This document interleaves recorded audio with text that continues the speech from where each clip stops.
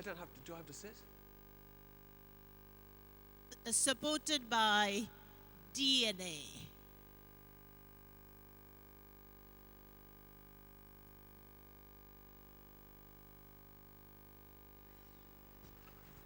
Where's it?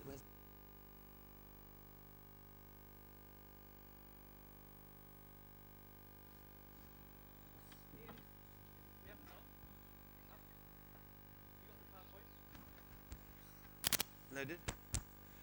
In 1095, Pope Urban II at the Council of Clermont declared an attempt to re-Christianize the Holy Land with the cries of Deus Levult. 100,000 soldiers, peasants, monks, warrior monks, ordinary citizens set off on 4 different routes towards Jerusalem.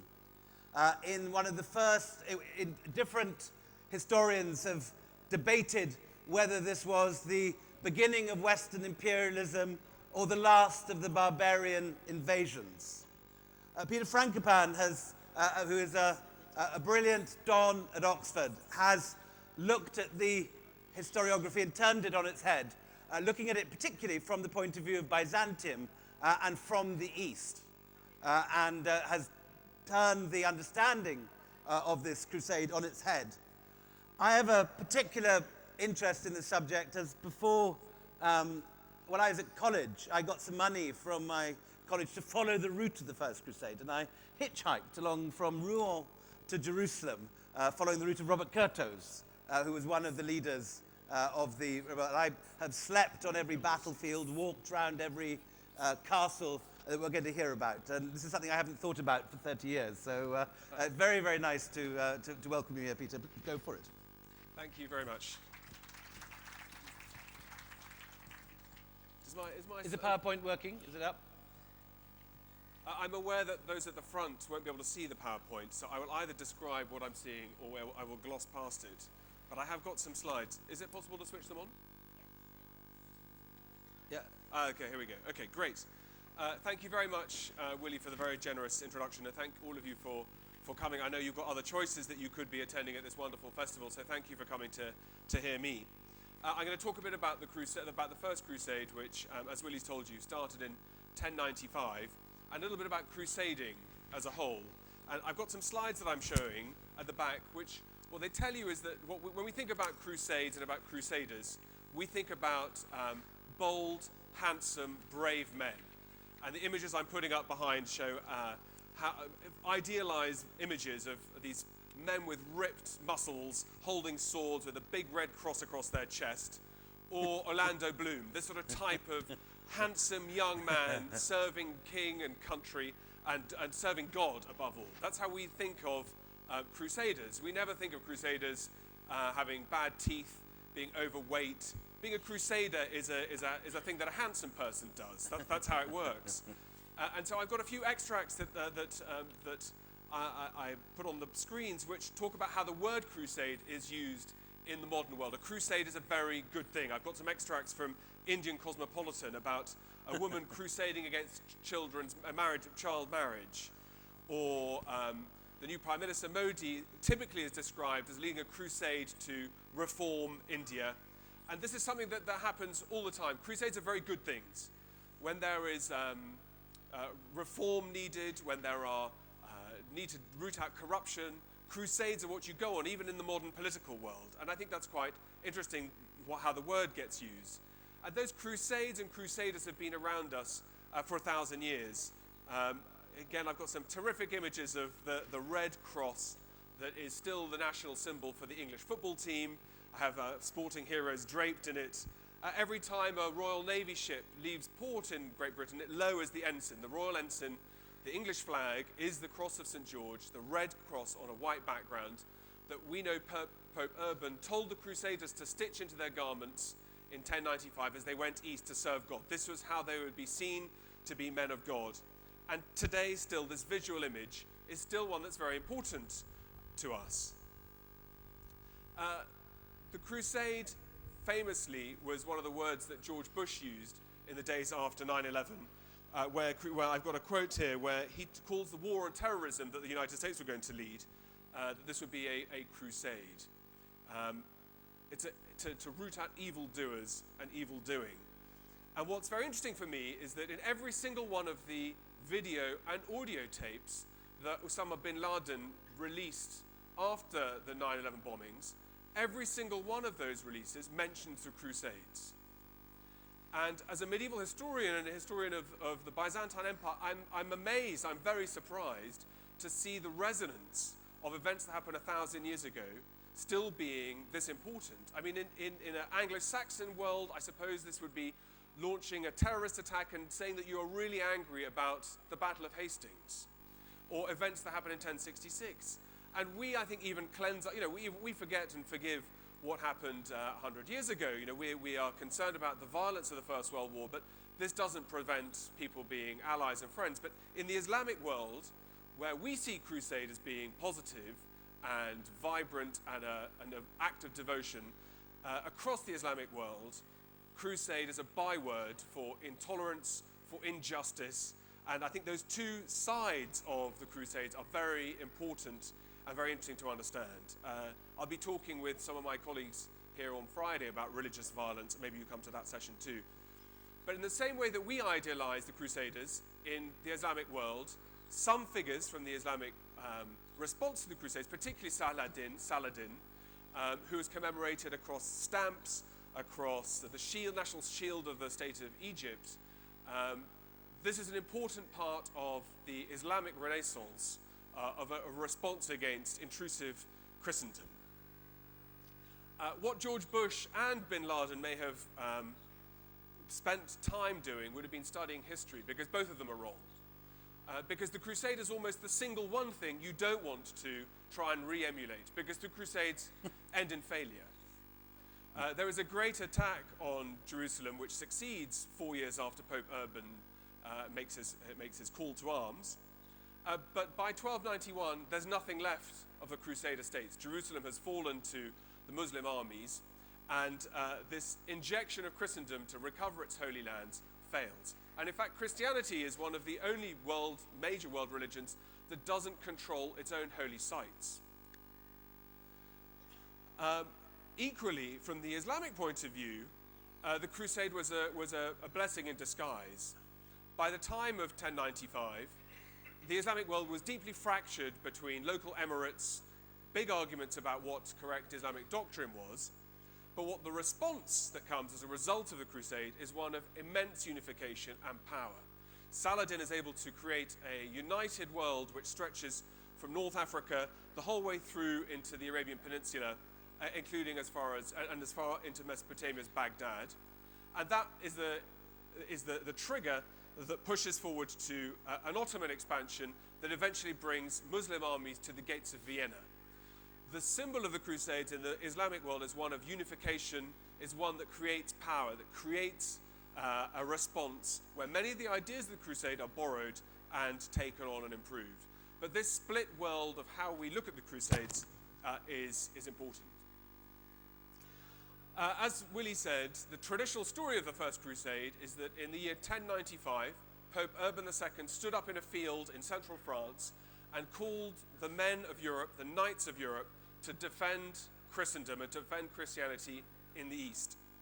Over the course of the next months, the galvanization of the European knighthood, of men being inspired to mortgage their houses, mortgage their lands, borrow sums which were expensive, because people knew the routes to Jerusalem. As Willie walked it, it's a long way, and it can be very dangerous, and you need to be brave and extremely handsome to take that path. All crusaders are handsome, you see, that's why Willie did it. And it's expensive and it's dangerous, and there's a reasonable chance that you may fall ill. People would disappear on the crusade, on pilgrimage. You could very easily fall down the side of a mountain. You get badly mugged, you never come back. It was a proper financial commitment, particularly if you're an armed knight with horse or multiple horses. But this shockwave spreads through Europe of a response that's building. Now, we're talking about a world where big armies, the Norman conquest of England, is normally thought to have been achieved by about 3,000 men. And a marching army of 80 to 90, maybe 100,000. It's a phenomenon in the Middle Ages that is unknown. It takes us back to the greatest days of the massive Roman legions, a world that hasn't been seen for 1,000 years.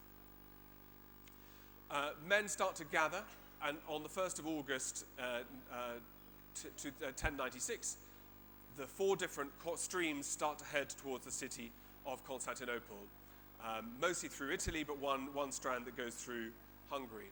There they meet the Emperor of Byzantium, the successor state to the Roman Empire, or in fact it is the Roman Empire, although the western half of the Roman Empire collapses and dies about 500 years earlier. But this is very much a world where the emperor is called the Emperor of the Romans. These are not Byzantines, they call themselves Romans.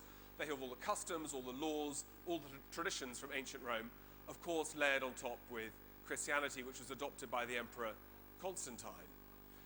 When they reach Constantinople, Alexius receives each of the major leaders and makes them all swear oaths to him, given in the classic Western feudal style of overlordship. And these oaths are given, sworn over some of the most precious relics in Christendom, many of which have been brought to Constantinople, the modern city of Istanbul, by the Emperor Constantine 700 years earlier.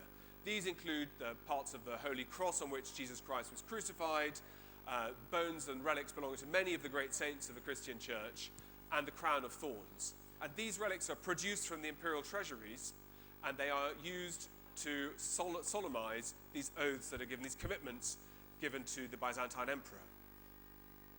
The armies then march across Asia Minor and come within an ace of disaster 2 or 3 times, where huge Turkish armies respond to the arrival of thousands of men, of which news is spreading very quickly through the Islamic world.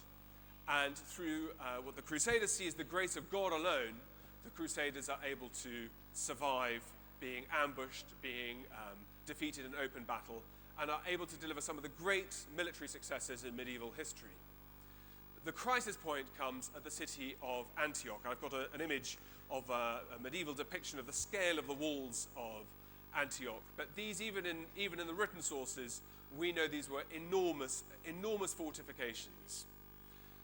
When the Crusaders arrive outside Antioch, the land, as the chroniclers say, is groaning with produce under the weight of all of the wheat that has been growing in the fields. And for 3 months, the Crusaders reject all but the best cuts of meat. They enjoy food coming out of their ears, no problem at all in their supply side. But by the winter, things turn sour. The city still hasn't fallen. A city of this size and scale with these sort of fortifications will be able to hang on for the best part of a year, if not longer. And as the winds and the rains come in, tents start to rot, food starts to dry out, and the problems of sustaining a major siege where horses require 4 or 5 acres a month to survive, it starts to create proper problems. By Christmas, the Crusaders are having to eat seeds that have been not digested in the manure of by their horses and come out in their manure. They take pride and pleasure in finding rats and eating them. And morale starts to collapse. Disease starts to spread through the Crusader camp, and then worse, news comes of one of the biggest Muslim armies in this period, marching on them from all sides, from Baghdad and from Aleppo. At that precise moment, one of the Crusaders, one of the most resourceful figures, a man called Bohemond, is able to strike a deal with one of the tower guards, and the Crusaders storm the city the night before the big Muslim army arrives. The next day, with no chance to enjoy the success of this victory, the prize they've captured soon looks like it's going to turn into their tomb. The besieging army arrives fully fed and with supplies and sets siege to the city of Antioch, now controlled by the Christians. And for the next 4 or 5 months, the siege holds until the Crusaders are able to finally break through. 6 months pass beyond that, where there's a chance to gather breath, and the Crusaders finally set out to march on the city of Jerusalem, which they capture in 1099, in July. The men who come back to Europe after the success of the Crusade are like rock stars. They are like David Beckhams, they are like One Direction, they are like the greatest, they are celebrated, they are mobbed. When they turn up in churches, the queues to just see them or to hear them talk spread out into the squares outside. What these men have done is something extraordinary and something incredible, of capturing the city and then the surrounding area, all of the holy sites of Christendom. And this is a sign of the triumph of Christianity, no two buts about it. And this is a story that is very well told by many historians before me. The Crusades have been a lightning rod for historians from the moment that they took place. They're celebrated in song, in poetry, in verse in the 1100s immediately. And even in the 19th century, it becomes the most preferred fancy dress costume in the Victorian party scene. And it's not surprising, because that idea of serving God and doing your duty, of having colonies to go out and run, the idea that God is somehow also involved in the concept of empire, that you're not just serving king and country but the divine, is something which sits very comfortably and very naturally with British colonial society. And the Crusades is a touchstone that again and again and again keeps coming back over the last 1,000 years, both in the Christian world and in the Islamic response. So for me, the big question is, how do you tell the story in a way that is, or is there anything interesting to tell about the Crusade that hasn't already been said? And there have been lots of books about handsome crusaders with muscles and how brave and devoted they were, or lots of my colleagues who write beautifully about the military battles and how they were won and where the horses were lined up and where the water supplies were and so on. But it seemed to me when I was a young student doing my PhD at Oxford 25 years ago that almost all of the sources that people read about the Crusades were all in Latin. And I didn't quite understand that, because there were lots of sources written in the East, in Constantinople, lots of sources in Greek, in the Caucasian languages, in Syriac and Armenian, lots of sources in Arabic and in Hebrew, and these just weren't explored, they weren't read, they weren't consulted. Partly because that story of the muscular, handsome knight is the overwhelming one in these Latin Western sources. But it seemed to me, and it's something I tell all of my students, that the best questions sometimes to ask are the most basic and the most stupid ones. And my most stupid question that I asked 25 years ago was, why was it, if these holy sites were important to Christendom and were important to the Pope and important to the knighthood of Europe, why was it that they were captured in the late 1090s? And I thought, well, I assumed something must have happened. I assumed they must have fallen from Christian hands, in the 1080s or immediately on the eve.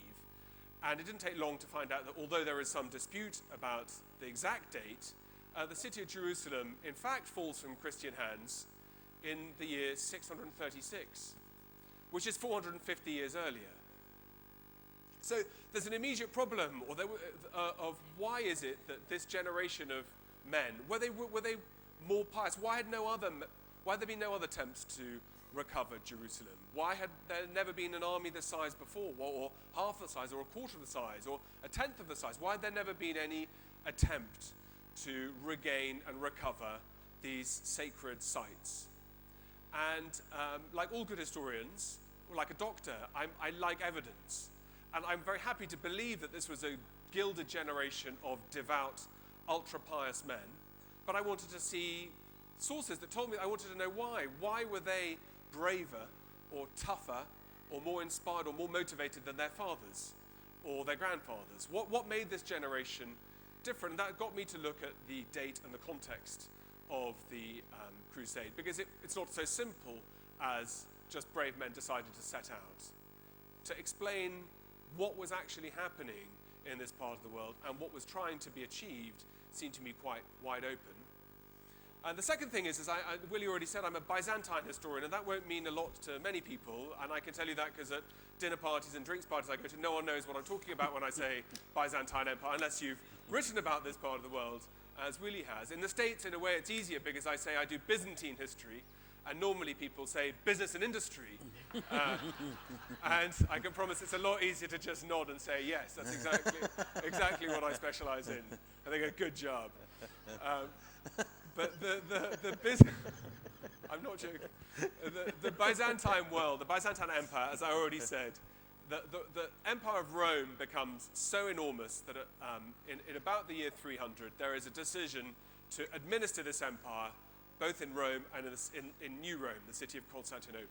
And the western part of the empire falls behind and collapses and falls into what used to be called the Dark Ages before that became an unpopular way of describing it, but a period where literacy collapses, there's very little building from stone, there's almost no communication between communities beyond the 20-mile radius and so on, whereas the world that carries on, the empire that carries on in the east, is a vibrant one where there are exchanges between Constantinople and the royal courts in China, where the emperor in his field of vision is not just the new arising world of the Islamic Caliphate, eventually based in Baghdad, but through even to communities in northern India, on the coast, in Kerala, and even in Sri Lanka.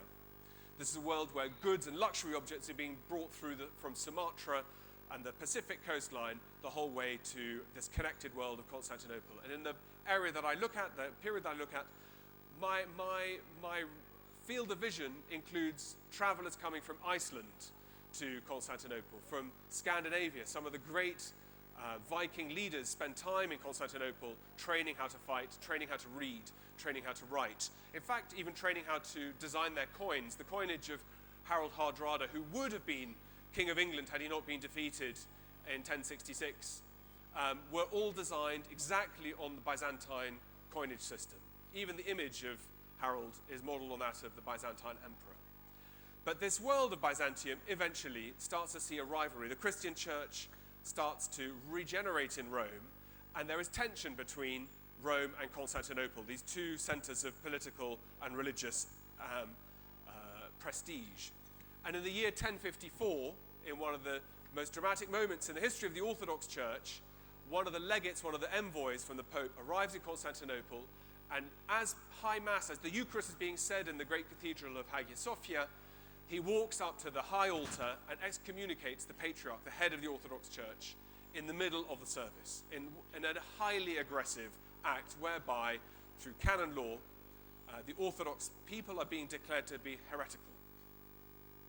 And it's still, the date of 1054 is still considered by both the Orthodox Church and by the Vatican to be the formal date of schism.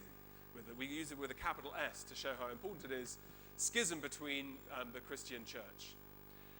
Still unrepaired.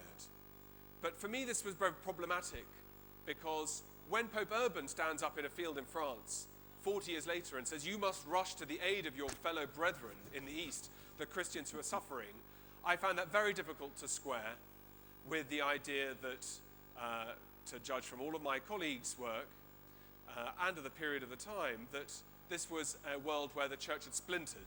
A pope doesn't send men to defend heretics. In fact, popes normally send men to go and destroy heretics.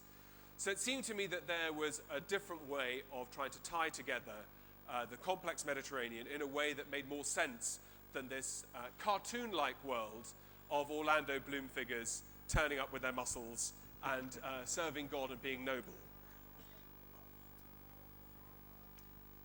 In fact, if you look at the sources and you look at the world from the point of view of Constantinople, you don't just get a different perspective, you get an entirely opposite, different story. One where the crusade is not one of heroic valor, but one of treachery.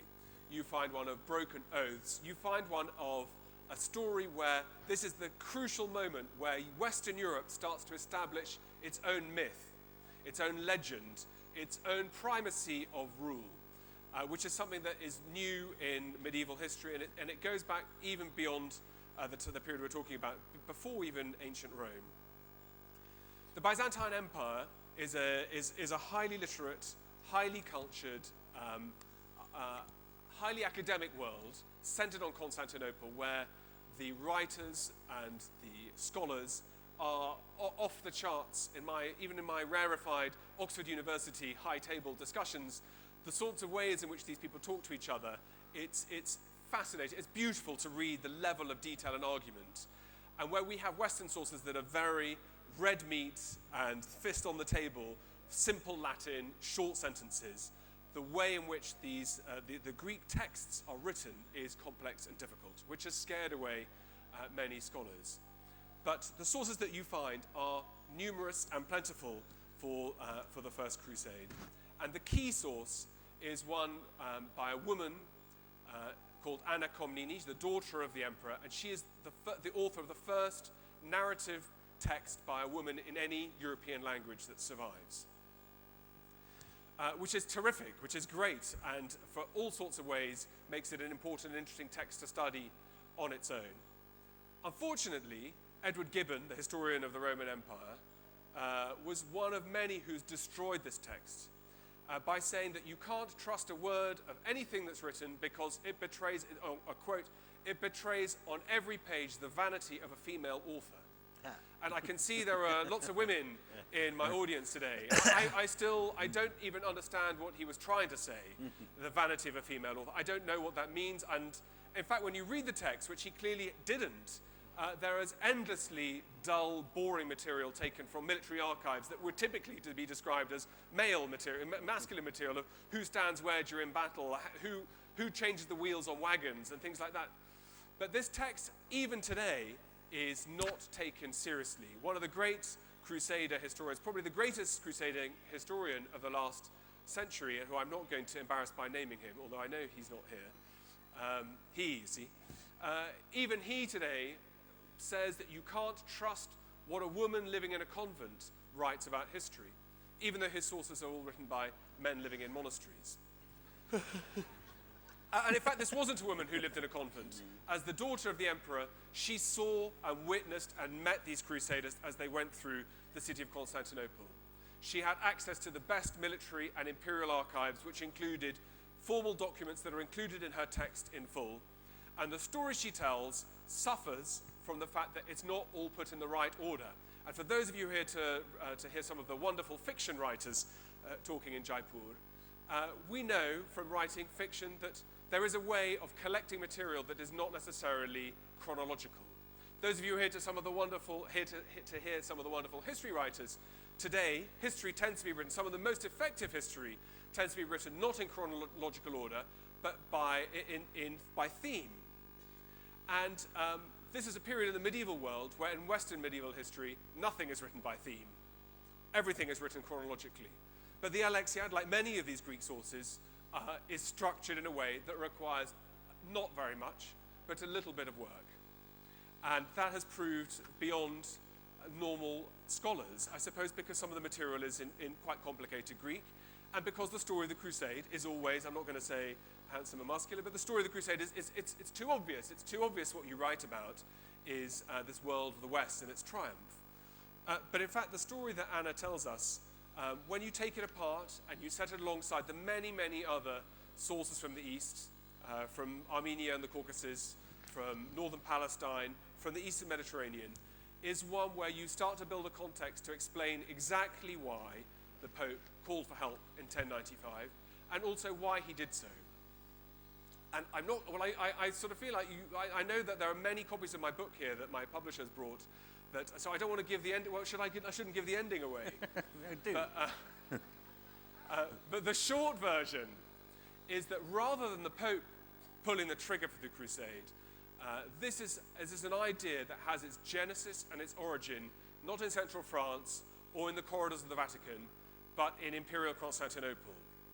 In the immediate pressure of the 3 to 4 years before the Crusade, there is a very dramatic and escalated collapse of the Byzantine Empire, where Turkish armies swarming in through Asia Minor reach more or less the walls of Constantinople. And that chronology has never been established before, but you can reach it through all sorts of different directions. But that dramatic scale of collapse is crucial because it explains the sense of panic that accompanies the Knights in Western Europe. The Knights in Western Europe, as well as talking about how they want to get to Jerusalem and see the sites where Jesus Christ lived and was crucified, there is a proper sense of the apocalypse. There is a proper sense of dramatic collapse. That this is the moment where the dark forces of the end of the world have arrived. And in the traditional datings of what's happening in the East, where this is all quite wrong by 25 or 30 years, there's no way you can appreciate how that all blends itself together.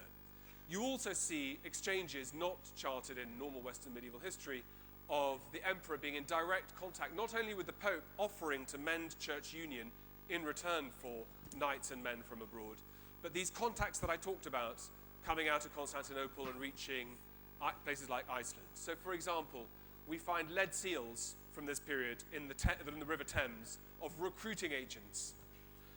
The appeal for those handsome young men to come and take imperial service and to fight for the Byzantine Empire, the real defender of the Christian church, against the Muslim armies. That is what the emperor is trying to capitalize on.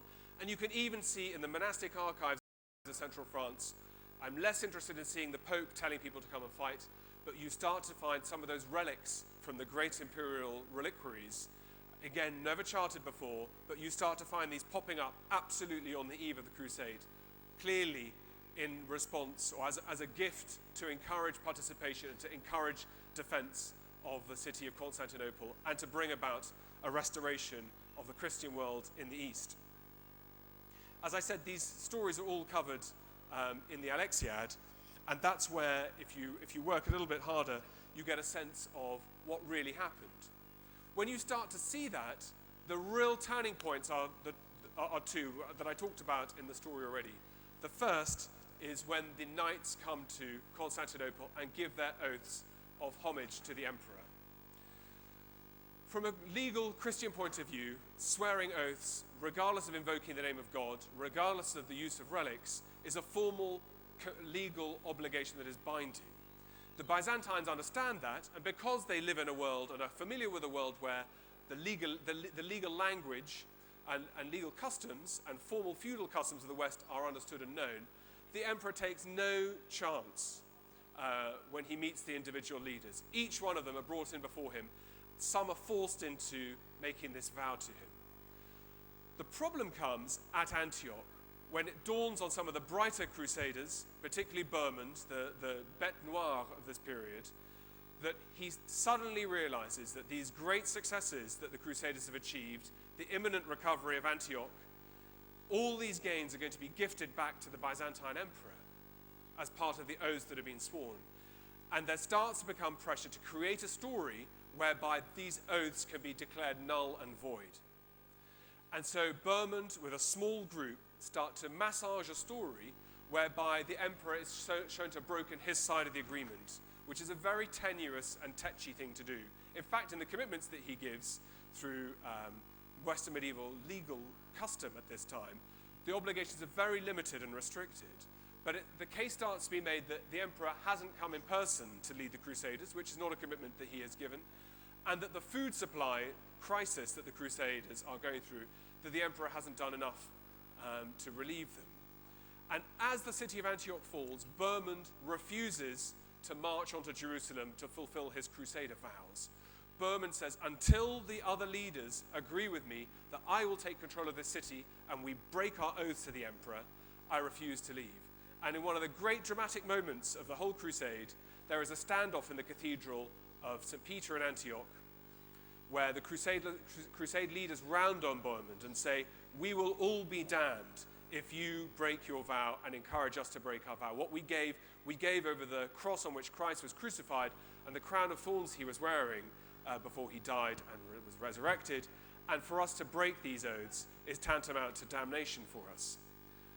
Bohemond faces them down, and it's for that reason, for 8 or 9 months, that the crusade doesn't move.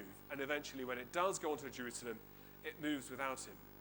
But the big problem comes when these crusaders who are being lorded over arrive back in Western Europe and need to explain how they are in possession of these great cities of Antioch, and to a lesser extent Jerusalem, where the Byzantine claim is much, much weaker.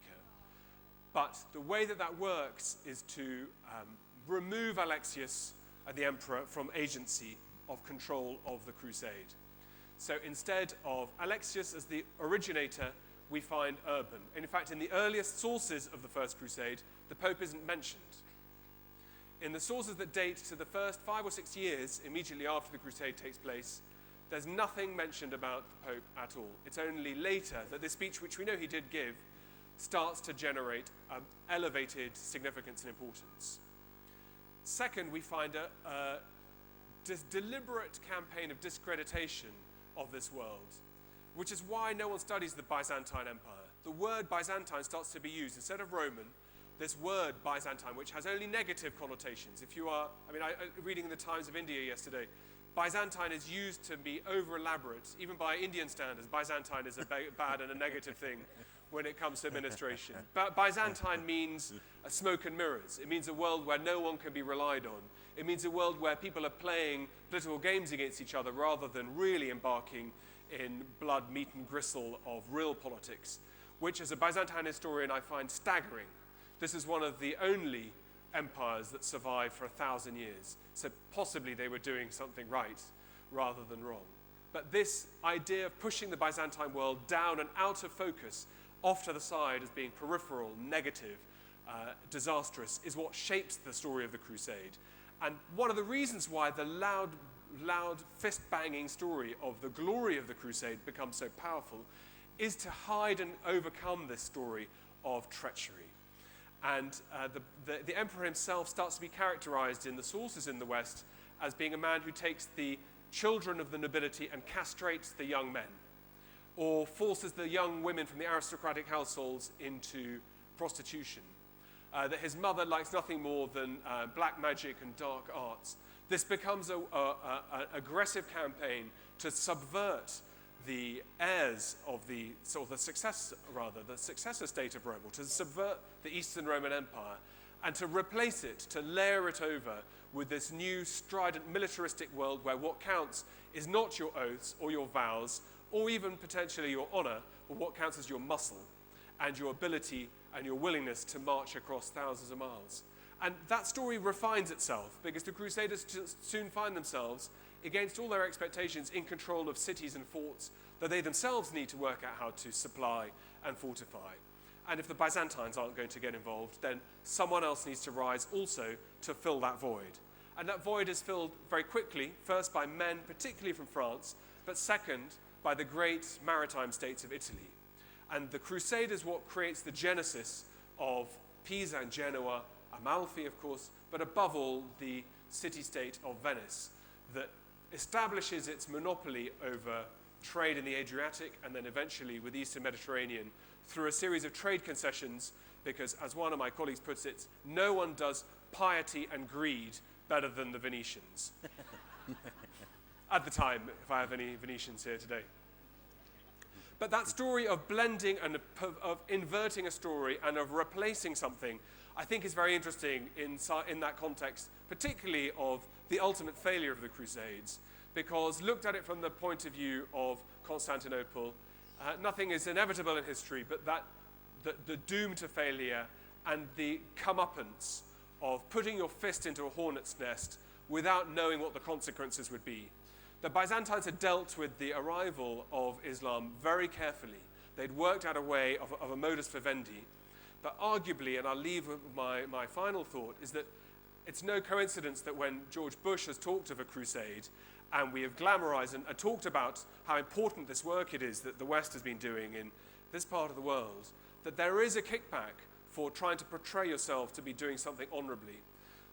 There, as today, matters of economy and faith and belief that you're doing the right thing can mesh very uncomfortably closely together, and equally the response that they can unleash can be dramatic and, as we're seeing today, can be extremely violent.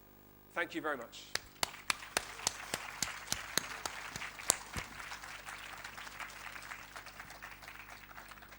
Peter, how much resistance have you had to this idea? Have the supporters of the Muscular Knights come back at you and regarded you as no, well, I know there are supporting these slightly dodgy Greek types? I think that I know there are publishers. Everybody loves the Knight. Everybody loves Knights, and I think what you try to do is, the Knights were there. They were, 100,000 did march, and they were making commitments. They were putting their faith at the start of what they were doing. They were going there because they really did believe that the end of the world was nigh and that they needed to go and protect Christians. And so that side of the story doesn't need to be washed out. But I think you can rebuild the jigsaw without dismantling it altogether. I mean, I think that there is some embarrassment that these sources have not been known and worked on beforehand. And there is a problem we have. Just to query that a bit, Runciman used Armenian, Syrian, and obviously Byzantine sources. So Runciman had a view. Stephen Runciman was a great hero, I think both of us. Yes. A great historian who, when it was at its most unfashionable, wrote narrative history. at a time when all the historical departments in academia across the world were beginning to think of themselves as social sciences and were all about analysis and economy and society. Runciman wrote about art. He wrote about people. He would spend a page describing Beaumont's beard Yes. and the way he polished his armor. And he wrote beautiful prose at a time when sort of academic prose was at its height. And he was regarded by some people as a terrible fuddy-duddy, but by many others as a great hero and historian of the talents of Gibbon. Yes. No, I mean, he was a terrific, I mean, he was a beautiful writer, as you say, and he was absolutely very sympathetic to the Byzantine world. So told the Crusade from the perspective of Constantinople and trying to understand what it must have felt like, but didn't use many of the sources. One of the big changes, as we all have in history in the last 40, 50 years, is the rise of material culture and the archaeological evidence, which he doesn't, in those days, people weren't interested in. But even the Alexiad, the prime source, even he reads it as a classic Westerner, where there's no context that maybe you need to refashion and reshape. And the chronology of this, just the sequence of events that happens, it doesn't, it's not that hard to pull them back together and explain why there are mistakes. One of the big problems for the emperor's daughter is that she's at the same time trying to write a story that does her father justice, but at the same time isn't embarrassing him, because his reign is a disaster. I mean, in many ways. Did I get right, just a query about the Anna Comnena? Did you say it was the first surviving narrative text anywhere in the world? I believe so, yeah. In a European language. In a European language, yeah.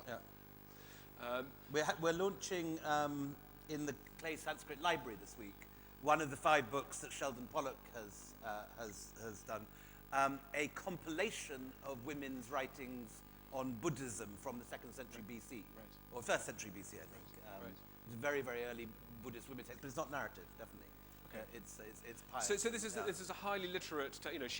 Anna commissioned the first commentaries on the Nicomachean Ethics. It's thanks to Anna's patronage that eventually Robert Grosseteste and then Thomas Aquinas have access to Aristotle's work. So she's a highly intelligent woman and a highly intelligent scholar in her own right.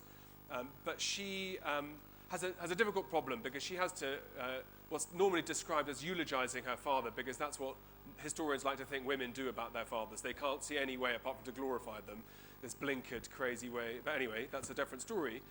But his reign is in many ways is a disaster. So about 6 months before he's in touch with Pope Urban, there is a revolt led by almost every member of his immediate family, where he arrives in a tent not dissimilar to the one I'm sitting in today. And unlike you kind people, who hopefully will clap at the end, everybody was there waiting to see who would be the first to put the sword in.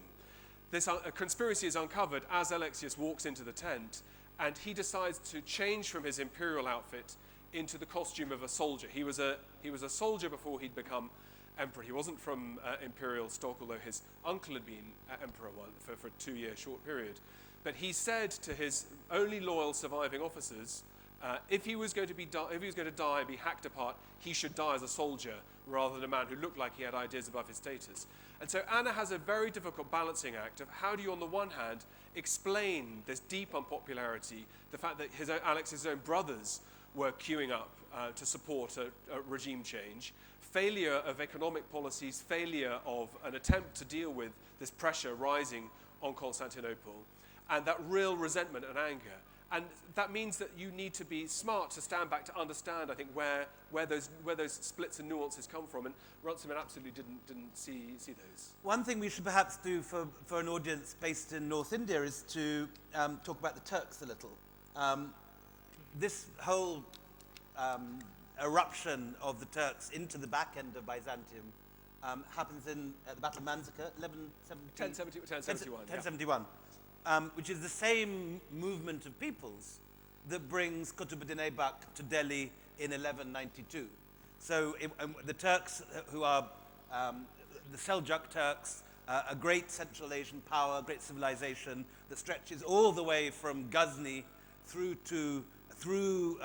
Tabriz, right through, edging into Anatolia, is the same people that brings Islam to the Delhi region and begins to take on the Chauhans in the Aravalli Hills in the 1190s.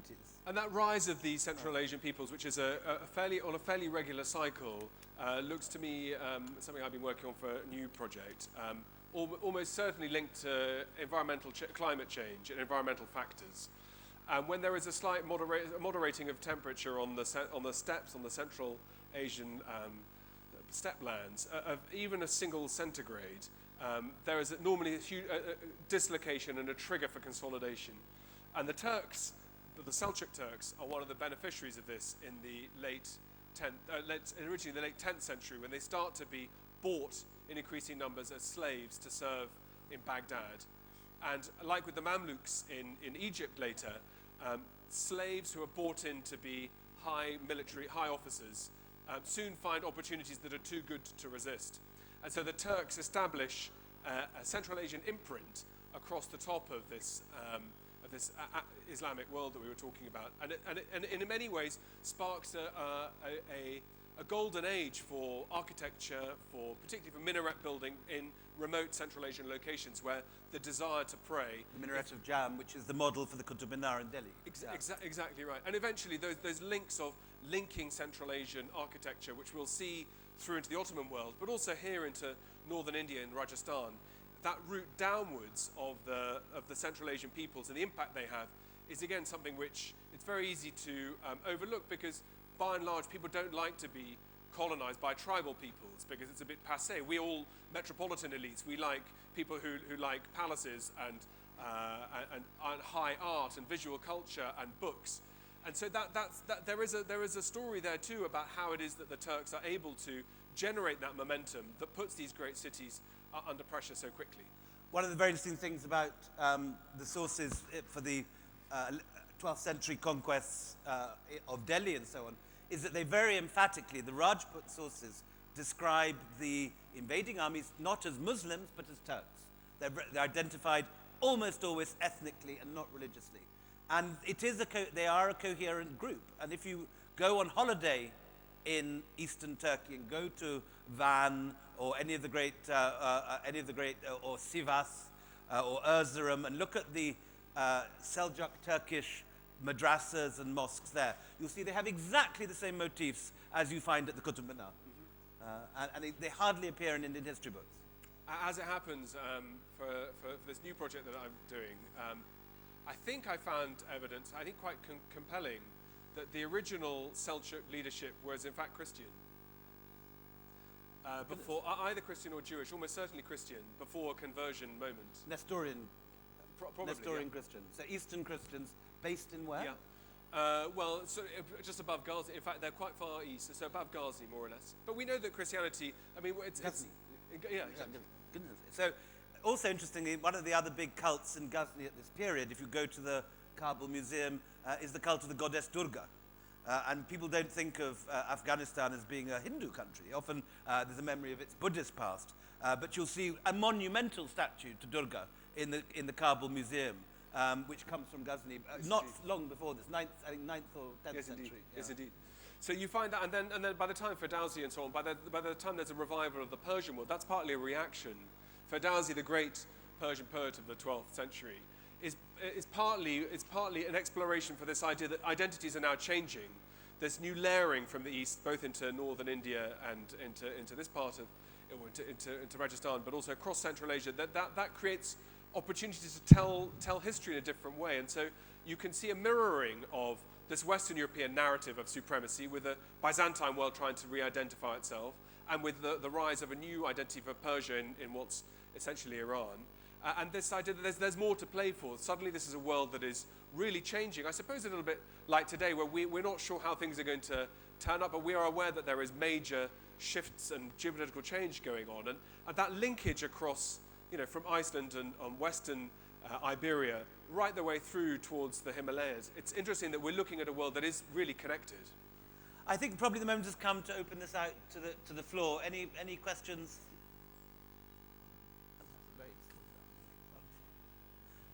Gentleman with glasses and a second from the front here. Oh, you got one. Okay. It's not. Next to over here. I was just wondering, what extraordinary changes happened between the Byzantine Emperor able to call upon Western Europe to do his bidding and to support his empire, And the outcome of the Fourth Crusade, where Constantinople is sacked by the Crusaders.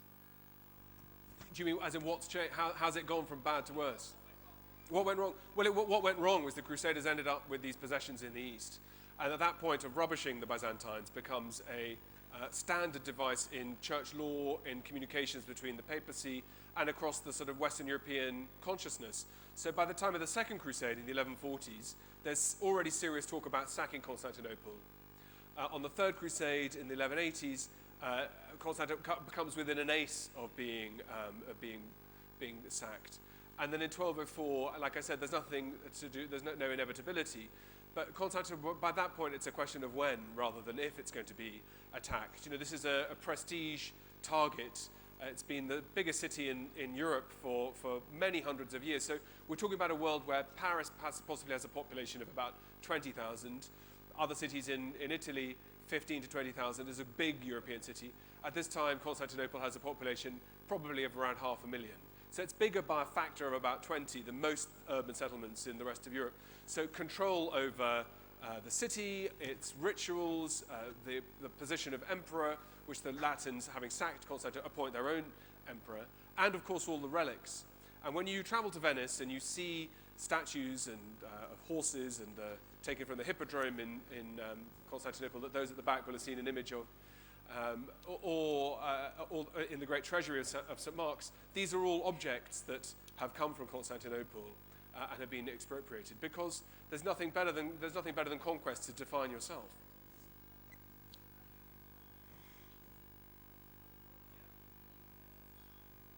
Yeah, the Arab thinker Ibn Khaldun has this idea of asabir, that you have like kind of tribes that come out of barbarians, basically come and take over civilization. And what do you think the Crusades fit in that context? Do you think they were kind of European barbarians coming out of the fog into civilization? And do you think you compare them to the Turks, the Seljuks, to other people on the other side coming in that sense? Runciman calls them the last of the barbarian invasions. Well, in the Arabic world, I think we have to remember that we are looking at only highbrow material. So we don't know what most people's reaction is. We know what, and in fact, in Western Europe and in the Byzantine material, you can see lower levels of the social strata because of the evidence. In the Islamic world, the initial reaction is one of complete disbelief of who these people are and their desire to execute and murder and so on. One of the accounts of the capture of Jerusalem says that so many were killed indiscriminately that the Crusaders were walking up to their ankles in blood, which is taken to be a really good thing in the Western world. And cannibalism in Marat al-Numan. Well, so they said. So there is an idea from this urbane Arab world, Islamic world, I suppose, or rather than Arab, that this new triumphant world from the West is this muscular, rugby-playing, tough, muscular world where there are not many questions about the meaning of life, and that starts to change eventually. Eventually, by the late 12th century, by the 1180s, you start finding Arab writers who say, "Look, the guys who are here, the Westerners, the Christians who live in the Holy Land now, they're absolutely fine, and we get on with them okay, and we can talk to them about their beliefs and our beliefs, and actually quite productively. The problem is the new lot who come out who want to sort of earn their spurs, and they are thick as a Osama ibn Munqidh. Exactly. They're thick as a post, and all they want to do, it's like they want to shoot. They want to kill people. They can't believe that there are good relationships between Muslims and Christians. And of course, the Christians need the Muslims because they need to buy food from them. They need to trade and so on and so forth. And the Christians soon find out that they can make a lot of money from being an entrepot of an export agency of precious goods out, or luxury goods out to the West. So the general reaction of the Arab world is one of disbelief, giving way towards coexistence, giving way to a sort of sneer that the really important questions are ones that they got on with fine with the Byzantines, but as far as these new arrivals in the West, it's just a little bit too much. Osama ibn Munqidh, this wonderful memoirist, is based in Syria in the 13th century, 13th century. 13th century. Writes these memoirs. And this is a period when Crusaders and Arabs are living in a measure of coexistence. And, for example, they're sharing bathhouses. And he tells these terrible stories about these sort of horrid Westerners walking into bathhouses with their pubic hair unshaved, which is considered like sort of wandering around with sort of muddy feet or some venereal diseases. And there are discussions about that, and the Westerners say, well, look, we shave our beards, so we figure why bother shaving there? And in fact, it's like the other way. You're doing the opposite way around. You Muslims don't want to. But anyway, that's how it is. I never thought that become a medievalist and learn about waxing. Now I've seen everything. Anyone else want to take this in a different direction, please?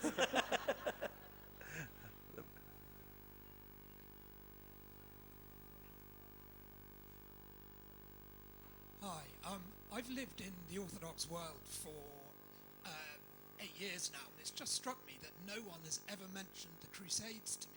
I'm wondering what you've come across in terms of a modern Orthodox interpretation of the Crusades, given the treachery and the sack of Constantinople.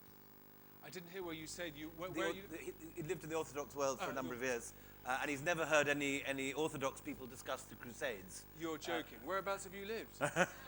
I do not know a single person in modern Greece who doesn't bring up 1204 and the sack of Constantinople at least on a daily basis. Or the failure to come to the rescue of 1453. Well, so when Pope Benedict went to Athens a few years ago, there was rioting on the streets. I mean, more people went out on the streets to protest against the Pope visiting Athens than they did about the Germans imposing dramatic economic cuts on them. So I mean, it depends exactly where you've been. But I mean, as a talisman, there is proper resistance. And right now, with a very groovy post-Urban II Pope in Rome, with Pope Francis, a proper dialogue going on between the Orthodox and the Christian churches and other churches of the East, where there is a real sense of a Christian community, perhaps putting some of these doctrinal issues behind.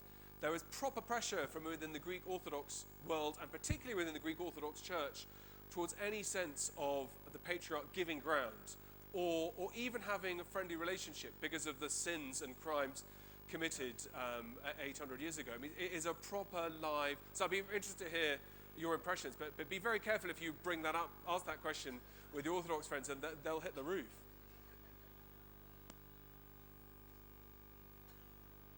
Any others? We're nearly done. We have about 5 minutes. Go on, couple more, someone. Any question? Last question? Well, if no one else is, I'm going to ask. Who are the historians of the Crusades that you admire most? We've talked Runciman. Anna Comnene. Oh, I see. Anna Comnene, yeah. Oh, for primary or secondary? The modern Yeah. one.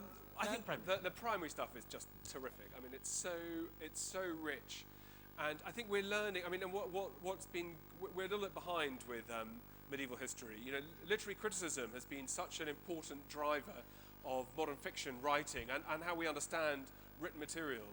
And I think it's easy to forget that just the way we read is very different to how it was 50 years ago. And I dare say that was very different to 50 years before that. You know, as I tell my children, life does go on, and the next generation is always cleverer than the one before.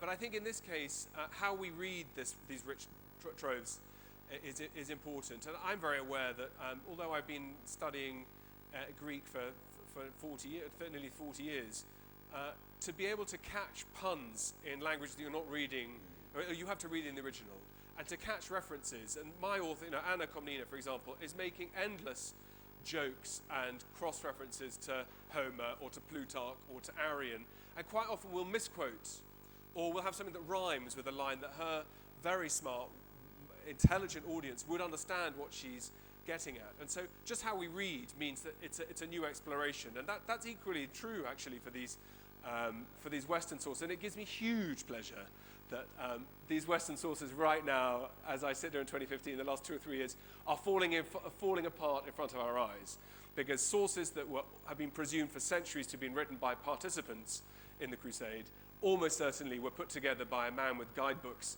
in a monastery in northern France. So the Gesta Frankorum, in particular, which is the mother source, looks like its original pieces of information are just ripped straight out of a pilgrim handbook. Almost certainly, I've got a good colleague of mine, Sami Niskanen, writing on this, almost certainly didn't take part in the Crusade, and absolutely certainly wasn't part of one of the contingents that everyone has always assumed he was, and therefore would allow us to see into all these other insights into the Crusade. So these Western sources are as well fracturing, and I think that movement makes it very exciting no matter what the source is. I mean, we have people like Gilbert of Nogent, a 12th century writer, who talks about how many heads John the Baptist could possibly have had, because he's charted that there are 5 or 6 of them, and he says, I'm sure that even in antiquity no one had more than one head, but how do we go about finding out which one is which? Or sort of sneering at the fact that you find there's a monastery in France that claims to have Jesus Christ's milk teeth, and the discussion about would our Lord, could he have shed teeth? And if they are not just, it's not a holy, visible relic, should they not have ascended into heaven at the same time? So all of this stuff is terrific, and it's dripping with richness. But where the bits that are least interesting are the bits about the battles and who won and so on. Actually, a lot of these are highly derivative accounts, because you tend to win battles in the same way. Like a football match, ideally you're losing 1-0, and then in the last minute of extra time, you win. That's how these battles are reported, and maybe they're not even real in the first place. But so there's a tremendous amount. I would read the Alexiad is the most beautiful book of the Middle Ages, as far as classics, easily to get. Exactly. Available, I believe, hopefully here in an elegant translation that I did a few years ago. But there are some terrific historians of the First Crusade writing on the West. Christopher Tyerman, a colleague of mine in Oxford, is absolutely fantastic. Jonathan Phillips, Tom Asbridge, and so on. There's a lot of Riley Smith, you rate? I do rate Jonathan Riley Smith. Yeah. I mean, he's shaped the subject, and someone had to go through and crawl through the dusty archives of the monasteries in central France, and he did it, and then sent the next generation of brilliant historians who he trained to go in after him. Jonathan Riley Smith is a sort of father of Western Crusader historian, but I won't give too many clues, but let's just say he doesn't read the Alexiad, and possibly he's the one who thinks that women writing in convents can't know what they're talking about, even with access to high archives, whereas men in monasteries. Just one last question before we pack up. Just say a little bit about Anna Kamina's attitudes to the Celts, to the Crusaders. Does she regard them as paragons of philosophical wisdom and brilliance? I think she's not too. I mean, she understands, I think, that these men have a purpose, and she sort of is intrigued by the close-shaven Burmund and the fact that his affectations about his how he wears his hair.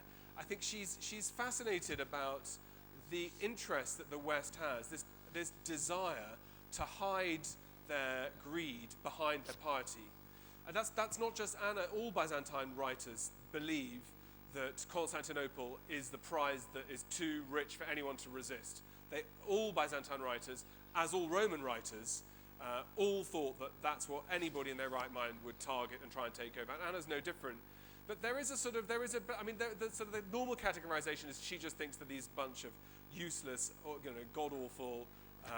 But I think it's a more nuanced way of seeing it. She understands that they have a role to play. Actually, the real problem she has is that these guys have won.